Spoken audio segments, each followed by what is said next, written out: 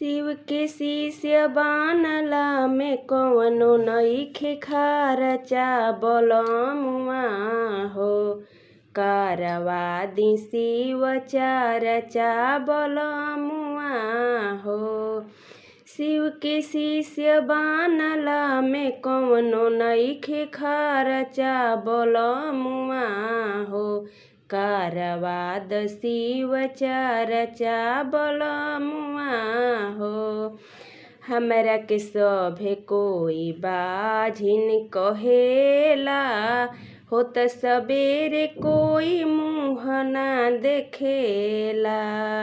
हमरा के सभे केहू बाझिन कहेला, होत सबेरे केहू मुँह ना देखेला।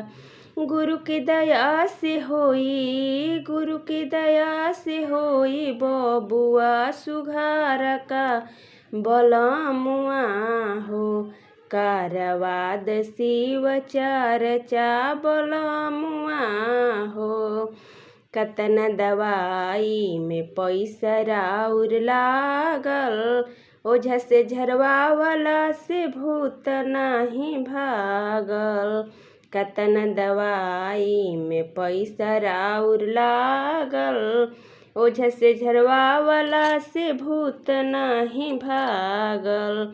अब न कढ़ाई कोही, अब न कढ़ाई कोही, सूद पर करा जवा बलमुआ हो। करवा द शिव चर्चा बलमुआ हो।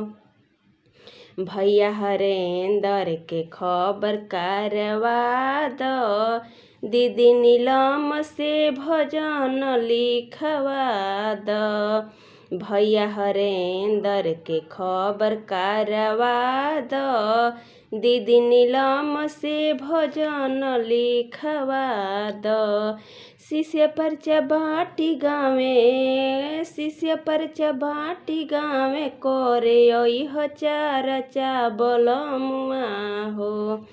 करवा द शिव चर्चा बलमुआ हो। शिव के शिष्य बनला में नइखे कवनो खर्चा बलमुआ हो।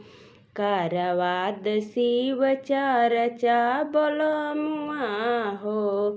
करवा द शिव चर्चा बलमुआ हो।